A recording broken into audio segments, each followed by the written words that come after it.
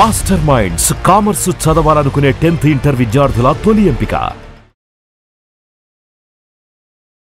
నమస్తే రమగారు. నమస్తే రమగారు, బోధిసత్వ కథలు మనం చెప్పుకుంటూ ఉన్నాం. ఈ బ్రహ్మదత్తుడు కాశీరాజుగా ఉన్నప్పుడు బోధిసత్వుడట ఒక వ్యాపారికి కుమారుడుగా జన్మించాడు. వ్యాపారికి 2 కుమారులు, ఈయన పెద్ద కుమారుడు అనమాట. వ్యాపారస్తుడు చాలా ఏదో పెద్ద వ్యాపారమే చేసేవాళ్ళు. క్రమంగా వ్యాపారంలో ఏవో నష్టాలు వచ్చినాయి. ఆయన మరణించే సమయానికి ఆయన ఏం చెప్పాడంటే, నాయన, ఈ ఊళ్ళో పెద్దగా మన వ్యాపారం నడవట్లేదు, చుట్టుపక్కల ఊళ్ళల్లో మనం కొంచెం అదుపు పెట్టున్నాం, వాళ్ళందరూ మీకు డబ్బులు ఇస్తారు, వెళ్ళి తెచ్చుకొని తమ్ముడు నువ్వు పంచుకోండి, ఈ ఉన్న వ్యాపారం కొంత కుంటుపడి ఉందిగా దాన్ని ఇట్లాగే నడిపించుకోండి, మెల్లిగా ముందుకెళ్తుంది నాయన అని చెప్పాడు. సరే, బోధిసత్వుడు బేసిక్గా ధర్మాత్ముడు. సరే, ఏమైంది, తమ్ముడు తను కలిసి ఆ పక్క ఊళ్ళన్నిటికీ వెళ్ళి డబ్బులు వసూలు చేసి తెచ్చుకున్నారు. ఇలా మా నాన్నగారు కాలం చేశారు, మధు పెట్టిన డబ్బులు ఇచ్చేయండి, మా ఊళ్ళో వ్యాపారానికి మేము ఇది పెట్టుకుంటాము అంటే అందరూ. ఇప్పుడు వీళ్ళ నాన్న కూడా మంచివాడు, అందరికీ మరి మధు పెట్టాడంటే డబ్బు ఇస్తారుగా, మూలధనాన్ని వెనక్కి ఇచ్చేశారు. అదొక్క 1000 వరహాలు వచ్చిందట.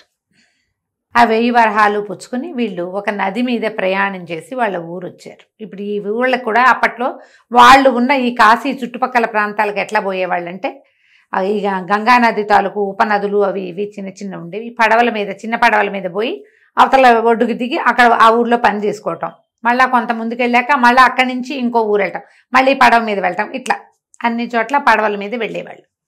అయితే బోధిసత్వుడికి బేసిక్ హ్యాబిట్ ఒకటి ఉండేదట. ఈయనకి పెద్ద అబ్బాయికి ఏమిటి, అన్నం తినేటప్పుడు భూతబలి అని అన్నం కొంచెం పక్క పెట్టేవాడు.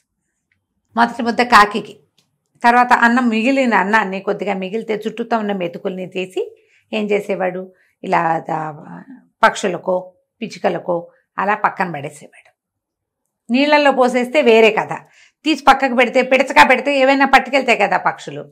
అయితే ఈ చెరువులు నది మీద ప్రయాణం చేసేటప్పుడు ఇతను ఏం చేసేవాడు, సరే జలంలో జలచరాలు తింటాయని తన అన్నంలోంచి ఒక ముద్దని వేసేవాడు.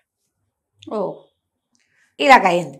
అయితే ఏమైందట, ఈ ఇంకా ఆఖరి ప్రయాణానికి వచ్చారు. 1000 వరహాలు పోగైనాయి. ఆ రోజు ఉదయం ఎక్కడో చెరువు నది గట్టు మీద కూర్చుని భోజనం చేశారు.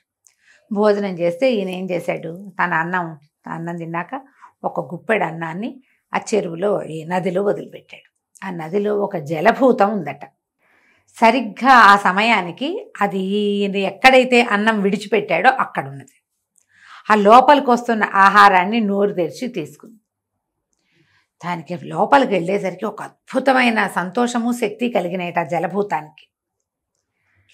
3 రోజులు 4 రోజులుగా ఇలాంటి కొన్ని మెతుకులు వెళ్తున్నాయి నీళ్ళల్లోకి, రకరకాల జంతువులు తింటున్నాయి. ఇవాళ ఇది నేనే స్వీకరించాను, ఈ మనిషి ఎవరు నాకు ఈ అన్నం పెట్టింది అని చూసుకున్నాడు. చూసింది ఆ భూతం. చూస్తే బోధిసత్వుడు, ఈయన పూర్వజన్మలో చాలా విశేషమైన వ్యక్తిత్వం కలిగిన వ్యక్తి, ఇంకా పుడుతున్నాడు, కొన్ని జన్మలు ఎత్తాలి ఆయన, ఆ ఎత్తిన జన్మల్లో ఒక జన్మగా ఇతను ఎత్తాడని తెలుసుకుంది. అదే సమయంలో వీళ్ళు ఏం చేశారు, అన్నం తిన్నాక పడవెక్కారు. పడవెక్కితే బోధిసత్వుడు ధర్మాత్ముడే కానీ తమ్ముడు ధర్మాత్ముడు కాదు. వాడికి ఏమనుంది, 1000 వరహాలు, ఇప్పుడు 50-50, 500 500 1000 ఎందుకు కాదు, చాలా మందికి ఇలాగే ఉంటుంది. అతను ఏం చేశాడు, ఈ పడవలో ఎక్కేటప్పుడే అక్కడ ఇక్కడ అన్నీ చిన్న చిన్న చిన్న చిన్న గులకరాళ్ళన్నీ పోగేసి ఉత్తరీయంలో మూట కట్టుకుని వచ్చాడు.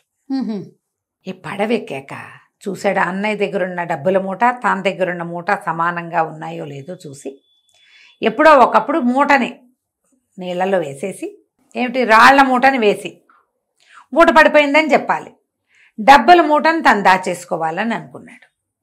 అయితే వీళ్ళు పడవలోకి ఎక్కి నడుస్తుంటే ఆ జలభూతం వీళ్ళ వెనకాలే వస్తుంది. ఆ అన్నం పెట్టిన వాడిని అనుసరించే గుణంతో, ఆహారం తిన్నది కదా మరి, వస్తుంటే ఏమైంది, సడన్గా ఈ నీళ్ళల్లోకి ఒక మూట వచ్చింది. ఆ జలభూతం తలక ఎత్తి చూసింది, ఆ మూట వేస్తున్న వాడెవడో చూసేసింది. అదెవరు, తనకు అన్నం పెట్టిన వాడి తమ్ముడు. వాడి చేతిలో 2 మూటలు ఉన్నాయి, 2 ఉన్నాయి, ఒకటి వేస్తున్నాడు.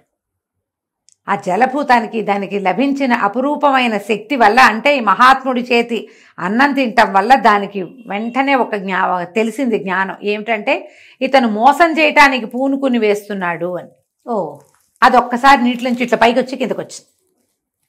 పైకి వచ్చేసరికి ఏదో కదలికి వచ్చేసరికి ఇతను కన్ఫ్యూజ్ అయిపోయి డబ్బు మూటని వదిలేశాడు. ఏమనుకున్నాడు, మొదట రాళ్ల మూటను వదిలేసి పోయిందని చెబుదామనుకున్నాడు. అదే అదే కానీ ఆ రెండో పక్కన ఉన్నటువంటి ఆ మూటను ఎత్తి వేసేసాడు. వేసేసాక లబ లబ లబ లబలు ఆడిపోయాడు. అన్నయ్య అన్నయ్య డబ్బులు పడిపోయినాయి, అన్నయ్య చేతిలో నుంచి పడిపోయినాయి అన్నయ్య అనేసరికల్లా మూట పడిపోవడం కొంతమంది చూశారు. పడేస్తున్నట్టు కాదు, పడిపోతున్నట్టుగానే కనపడింది దూరానికి. అది అవునండి ఏదో చేయి జారిపడింది, పొరపాటున పడిపోయింది అన్నయ్య, ఒళ్ళు తూలిపోయింది, కళ్ళు తిరిగినాయి, ఏదేదో చెప్పాడు. బోధిసత్వుడు తమ్ముడిని కావలించుకున్నాడు. పోతే పోయింది నాయన, ఏడబోక పోనీలే. అసలు నాన్న చెప్పకపోతే మనకి డబ్బులు మదుపు పెట్టింది, మనకి ఇంతమంది రైతులు, మనకేం తెలుసు, ఏదో వచ్చాం తెచ్చుకున్నాం, పోనీలే. మనుషులు స్నేహాలైనా ఉన్నాయి మనకి, నువ్వు నేను ఉన్నాం, వ్యాపారం ఏదో ఉన్నది ఉంది, కుంటుపడితే పడింది, కొంత పట్టుకు ఉంది, నీవు వళ్ళలేదు, అందుకే సంతోషిస్తున్నాను నేను, ఏం పర్వాలేదన్నాడు అని తమ్ముడిని ఓదార్చాడు. అందరూ ఓహో ఓహో అన్నారు. పెద్ద అబ్బాయి చాలా మంచివాడు, వ్యాపారస్తుడు, పెద్ద కొడుకు, తమ్ముడిని ఓదార్స్తున్నాడు అనుకున్నారు. తమ్ముడు తన వస్తువుల్లో ఈ రెండో మూటను దాచిపెట్టేసుకున్నాడు. ఈ నీళ్లల్లోకి ఎప్పుడైతే ఈ మూట పడిందో ఈ జలభూతం ఏం చేసిందంటే ఒక సొరచేపని ప్రేరేపించి ఆ మూటని మింగు అని చెప్పింది. అది ఆ మూట మింగేసింది, కింద పడిందిగా, ఆ మూటను మింగేసి పొట్టలో ఉంచుకో, తర్వాత చెప్తాను నీ సంగతిని. వీళ్ళు ఇంటికి వెళ్ళిపోయారు. ఇంటికి వెళ్ళాక తమ్ముడు ఏం చేశాడు, తన ఇంటికి తను చేరిపోయాడు. అన్నదమ్ములు ఇద్దరివి పక్కపక్క ఇళ్ళు. ఇంట్లోకి వెళ్ళి మధ్యాహ్నం సాయంకాలం అన్ని వ్యవహారాలు చూసినాక రాత్రికి రహస్యంగా డబ్బుల సంగతి చూద్దాం అనుకున్నాడు. రాత్రి 11 గంటల వేళ 11ంటికి మూట విభజిస్తే ఏముంది, రాళ్ళు ఉన్నాయి అందులో. నిర్ఘాంతపోయాడు. చూస్తూ నేను డబ్బులు వదిలేశానా, నా దుష్టబుద్ధి వల్ల కదా ఇంత పని అయింది, అన్నయ్యకి దగ్గరే ఉండుంటే 500 ముట్టేది కదా నాకు, అంతేగా, ఇంత పని చేశానని ఆ పరమ దుఃఖంతో అతను జబ్బు పడిపోయాడు. మర్నాడు పొద్దున్న జ్వరం వచ్చింది.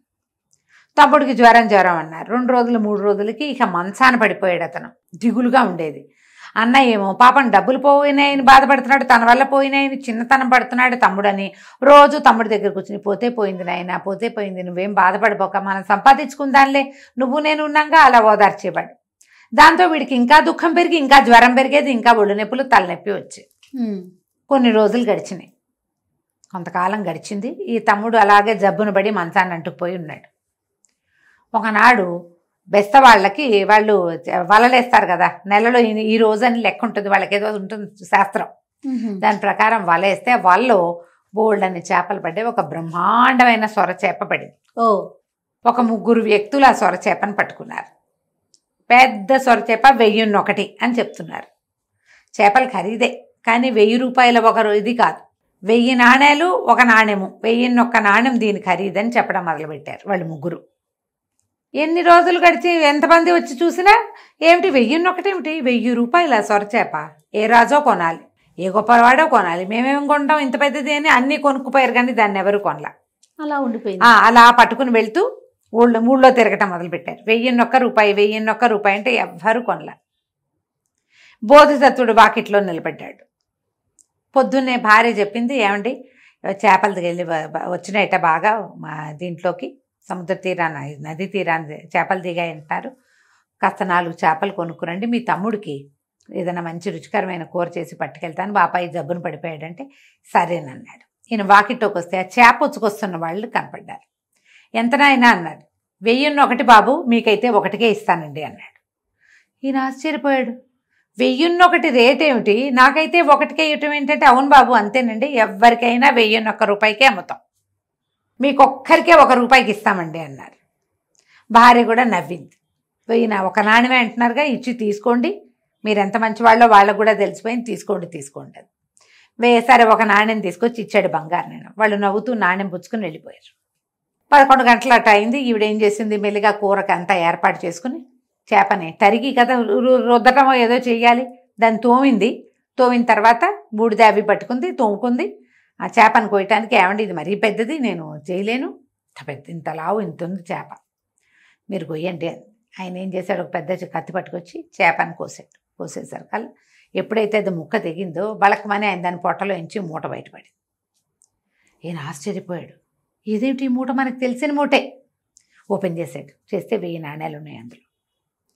ఆయన పరమాశ్చర్యంతో, ఇది మందే, నూతన చెరువులో పడిపోయిన అది ఆ రోజు నదీ ప్రయాణంలో మా తమ్ముడి చేతిలో నుంచి జారి పడిపోయిన మూట ఇదే, లెక్క పెడితే 1000 వరహాలు ఉన్నాయి.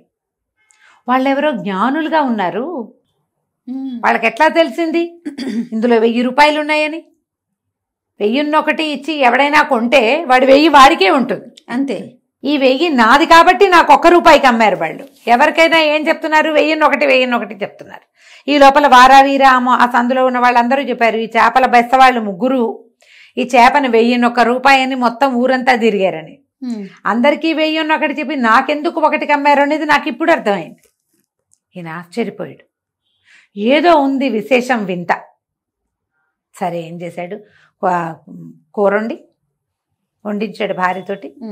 తమ్ముడికి కూర పంపించాడు.